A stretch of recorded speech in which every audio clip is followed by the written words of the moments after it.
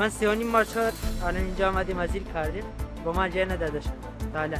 Notre État se déresponsabilise honteusement et laisse volontairement des femmes, des enfants et des hommes à la rue. Nobody can help to these people.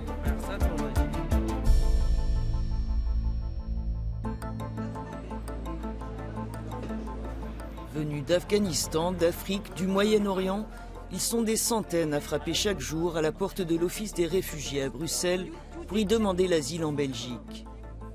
Débordé, le centre d'enregistrement de faits d'asile, l'organisme habilité à gérer les demandes, ne parvient plus à faire face.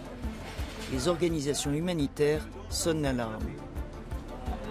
Vous voyez, en fait, les gens qui dorment ici, c'est souvent des gens qui ont essayé d'entrer hier, avant-hier et tout, mais qui n'ont pas pu. Ils doivent revenir demain ou après-demain. Entre-temps, ils n'ont pas de droit en Belgique, ils n'ont pas de statut, ils ne sont pas en séjour légal. Même les gens qui ont introduit une demande n'ont pas de centre d'accueil. En tout cas, les hommes seuls. On rencontre de plus en plus de mineurs, des mineurs de 15 ans, de familles avec 4 petits-enfants qui n'ont aucune solution. On essaye de leur trouver une solution d'urgence, mais je crains vraiment que pour les jours qui viennent, ça va être, on ne va pas pouvoir trouver une solution pour eux. Parmi les centaines de personnes qui dorment dans les rues de la capitale européenne, tous ceux que nous rencontrons ont déjà tenté leur chance plusieurs fois. Ils sont à bout de force. احنا بحالة نفسية هون يعني اشتغلنا مرقنا شيء 4 شهور في بلجيكا ولا يعني ما ادونا لا كامب لا سنتر اول نعيش بهالبرد يعني هذا البرد القارس هذا اللي شايفينه احنا طلعنا على اساس نبني مستقبل اللي شفناه بالبلد في بلدنا شفناه هون. À quelques mètres du centre d'enregistrement des demandes d'asile, l'association Médecins sans frontières a dressé des cliniques mobiles, les mêmes qu'elle utilise dans les zones de guerre. Le seul moyen pour ces hommes d'accéder aux soins.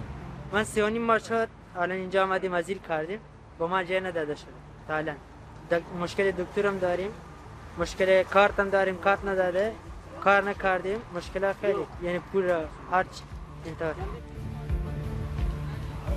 Il y a une situation sanitaire qui est assez inquiétante. On observe une épidémie de Gale qui est difficilement contrôlable à Bruxelles puisque les personnes, évidemment, en l'absence d'hébergement, retournent dans leur squat le soir ou en rue. Et on a eu aussi 17 cas de suspicion de diphtérie, dont 3 ont été confirmés par des laboratoires. On observe une dégradation très importante de la santé mentale de ce public, une exposition à la rue prolongée, avec un parcours migratoire déjà assez difficile, jalonné de violence et de privation. Et donc on observe vraiment une dégradation à ce niveau-là assez inquiétante aussi. À l'heure des repas, des queues se forment aux abords de ce centre géré par des associations et des collectifs de citoyens. La situation ne cesse d'empirer, souligne l'une des coordinatrices. On est maintenant à des moyennes de plus de 1000 à 1200 repas par jour, alors qu'il y a un an, on était autour d'environ 800 personnes. On offre des services spécialisés, tels que des consultations médicales, suivi psychologique, distribution de vêtements, etc. Il y a différentes réponses des acteurs de la société civile, humanitaire, mais ce n'est pas suffisant en fait. Là, on est en train de répondre à des besoins qui sont des carences étatiques et la situation ne fonctionne pas. Chaque soir, les associations multiplient les maraudes pour venir en aide aux centaines de personnes contraintes de dormir dehors. La crise est telle que même les réfugiés ukrainiens qui disposent d'un statut spécial en Belgique comme ailleurs en Europe sont de plus en plus nombreux à se retrouver à la rue. Comme ces femmes rencontrées à la gare du Midi au cœur de Bruxelles. Мені приходиться подорожувати містами для того, щоб ночувати в шелтерах, в притулках, ну, в тимчасових притулках. Але там, на жаль, така ситуація. Можна переночувати, а потім зібрати свої речі і піти в інше місто. Когда получила регистрацию, хотя я показывала документы, что я онкобольная, вот, но на одну ночь предоставили вот в центре, в хостеле, на одну только ночь. Я целую неделю здесь на станции, на вокзале здесь. Le chiffre que nous on obtient de la Croix-Rouge, c'est qu'en moyenne chaque jour il y a une centaine d'Ukrainiens et Ukrainiennes qui arrivent encore ici à la gare du Midi, et que sur 100 personnes, il y en a une quarantaine, cinquantaine qui ont vraiment un besoin d'hébergement, qui n'ont aucune solution par eux-mêmes. Et alors de ces 40 personnes-là, il y a 20 personnes qui sont très vulnérables, avec enfants, des femmes enceintes, des personnes handicapées ou des personnes malades. Et voilà, mais pour lesquelles aujourd'hui on dit il n'y a plus de place d'hébergement. Les personnes partent, reviennent, et c'est un peu ça aujourd'hui, donc on y va. Les deux femmes pourront dormir cette nuit-là dans l'un des centres d'urgence où va les amener l'équipe du SAMU social. Il leur faudra trouver une autre solution le lendemain. L'équipe poursuit sa tournée auprès des demandeurs de protection internationale, comme ici, aux abords d'un des centres d'hébergement de l'agence chargée de l'accueil des demandeurs d'asile. Les équipes de la Croix-Rouge sont également sur le terrain. On a mis des barreaux en place en plus, vu qu'il y avait ce besoin. Et on voit que les gens ont vraiment besoin de plus d'aide que ce qu'on peut leur apporter nous, parce qu'on n'apporte pas grand-chose, juste un café, un thé, un petit peu à manger. Beaucoup dorment sur des matelas à même le sol, sans aucune protection. Les tentes de fortune sont régulièrement démantelées par la police et les groupes dispersés. How long have you been sleeping in the street? 3 months, 4 months, me 65 days. Police is coming, say you can sleeping here. Nobody can help to these people. Ici, comme aux Pays-Bas ou encore en France ou dans le sud de l'Europe, les demandeurs d'asile payent aussi le prix d'une politique migratoire européenne défaillante. Refoulés dans certains États de l'Union, ils souffrent dans d'autres d'une gestion inefficace des demandes d'asile.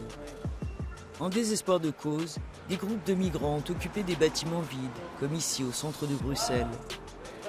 Il est encore assez tôt, on ne voit pas grand monde pour l'instant, les gens commencent à sortir de leur chambre. Mais cet immeuble qui est immense, ce squat est passé d'environ 200 personnes à plus de 600 en l'espace de quelques jours.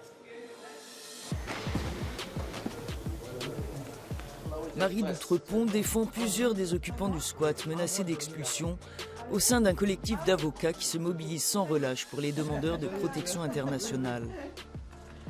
Depuis un an, le fait d'asile, et donc à travers fait d'asile, en fait l'État belge, a été condamné 7000 fois par le tribunal du travail qui a dit qu'il faut fournir un hébergement à ces personnes, avec des astreintes qui n'ont pas été respectées par fait d'asile ou avec un tel retard que ça n'a plus aucun sens.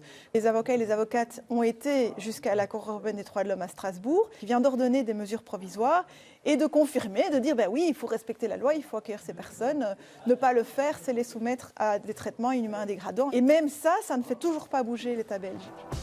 Tous ceux que nous rencontrons ici ont été enregistrés comme demandeurs d'asile il y a des semaines, voire des mois. What to do? New people coming inside, we write the name and next the number. Oh, wow. Okay. You have the first interview without having a shelter. And sometimes you have people that are recognized the refugee and still don't have a shelter. We are here, don't have very food, don't have shower, so we are cold. We are human. We are refugees here, not for other things. We just because we have a lot of risk in our life, in our country. Nasrullah était militaire en Afghanistan à la prison de Bagram. Certains membres du nouveau gouvernement taliban étaient sous sa garde avant leur prise de pouvoir. Sa tête est mise à prix. Tout comme celle de Jean de Dieu, pasteur au Burundi et militant des droits de l'homme. Nous les retrouvons plus tard aux côtés d'autres compagnons d'infortune venus participer à la manifestation organisée par leurs avocats, non loin du secrétariat d'État pour l'asile et la migration. On vous invite à faire une petite action symbolique, puisque la Cour européenne des droits de l'homme a condamné l'État belge et que ça ne sert toujours à rien. À quoi ça sert encore d'enfiler notre toge d'avocat, de préparer nos dossiers, d'aller plaider, de gagner les procédures et de faire signifier des jugements si l'État marche dessus ensuite et laisse volontairement des femmes, des enfants et des hommes à la rue? Nous demandons donc aujourd'hui à la Belgique de remplir ses obligations légales et internationales.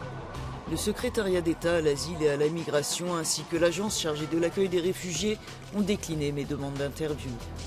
Opposant aux critiques le manque de moyens, Le gouvernement belge souligne aussi l'absence de solidarité européenne. Des arguments intenables, disent les manifestants, face à l'urgence. Personne à la rue!